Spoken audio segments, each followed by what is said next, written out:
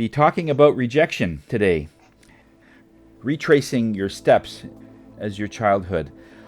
A lot of times when we go back, some of those points had something to do with other people trying to tell you what to do, other people trying to control you. All of that kind of energy where you just feel that everyone's pointing their finger in your face, saying of what to do. The natural evolution of that topic would be to go with rejection, because that's what we sometimes feel when we don't feel that we are ourselves. Our need to be with a group, our need to be accepted by our family, our friends, the school, the teacher, coaches, and the list goes on. We want to be accepted. So many things that has little traps, especially when we're young. We don't really notice them right away, but they're there. Looking at some different affirmations on rejection was quite interesting. One said, every time I was rejected from something good, I was redirected to something better. Another one was, rejection doesn't mean you aren't good enough. It means the other person failed to see what you have to offer. That was from Mark Amend. And sometimes I feel my whole life has been one big rejection. Marilyn Monroe. And isn't that interesting when we take one of the most popular actresses of our time and they were rejected? We can't even fathom what that would mean to that person. But it just seems like in this person's mind, when she wanted to do something, she had to be someone else. And that's kind of what it is. We're not born with rejection. There's nothing in the spirit realm on rejection. It's all about acceptance. It's all about everybody loves you. And when we're born, we are born without that.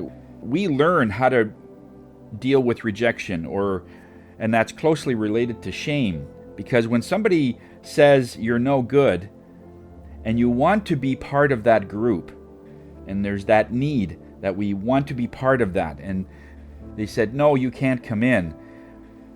Right away, we look at our own makeup, if maybe our body type or our body weight, or that we can't play baseball, or we can't do anything, we're always very quiet. And we look at it as it's something about me. There's shame in myself. I should have been someone stronger or someone taller. When we tie it in to our own physical being, it's really a slippery slope at that point, because we can't change the way we are. We are born exactly the way we need to be. The fact that you don't see that this is the best place you're going to be at, it becomes a very hard way to move that way. I had one question the other day regarding rejection and guilt, because they said when I wanted to get into this certain college and they rejected me, I felt guilty in that way because maybe I could have studied more, worked a little harder, maybe taken more courses on the subject. I should have had better marks. There's some guilt in there. And they're saying, is guilt part of rejection? And Spirit says no. When you feel that guilt energy within you, what happens is, guilty is a feeling that you have done something wrong, or you could have done something better. And what shame is you are a mistake. You didn't make a mistake.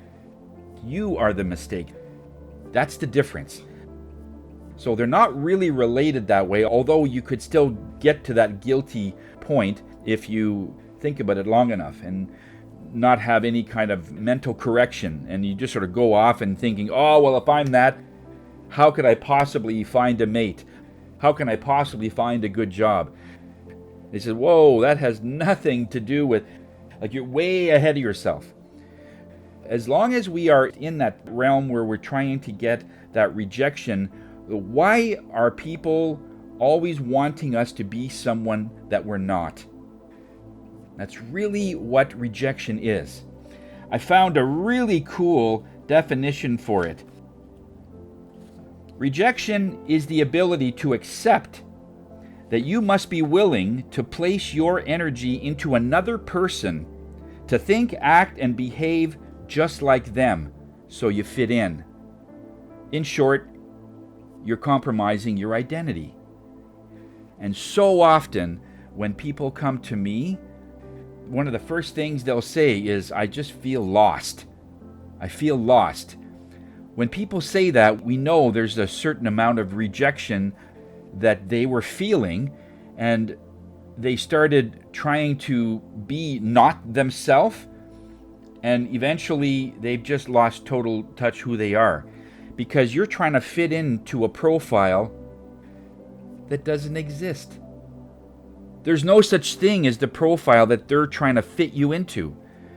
If you were born a star or a square or a circle, there's no way that you're going to shapeshift yourself to fit into a parallelogram or something else.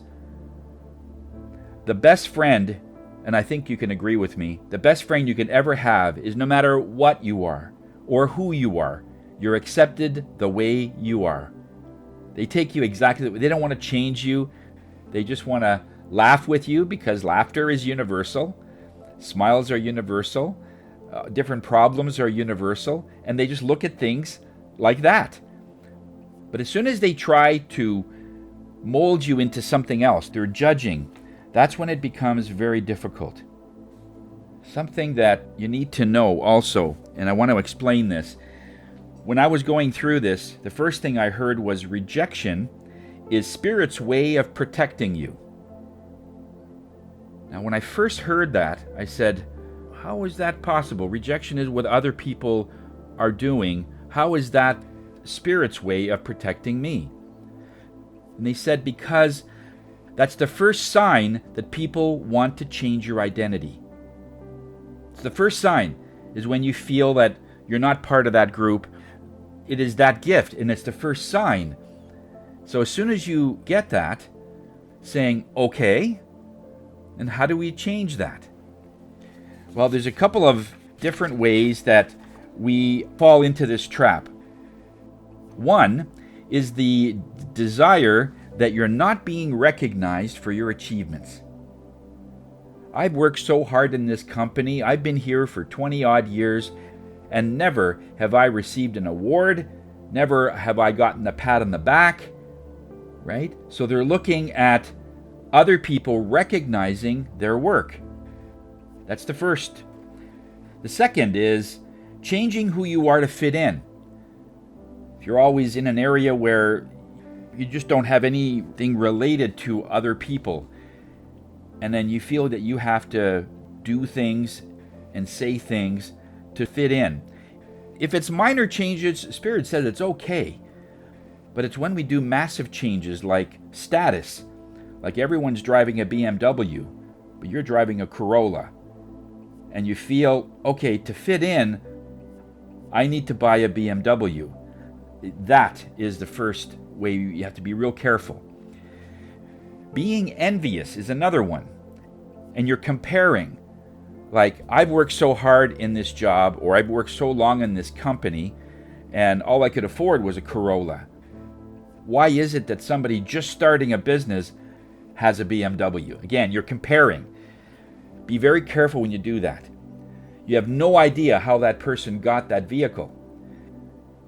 By just comparing the amount of work that you do with the amount of work that they do and what they have, be careful. That is another trap. Try not to compare yourself to anyone. And don't forget to check out part 2 in this rejection segment, where we talk about the need for acceptance.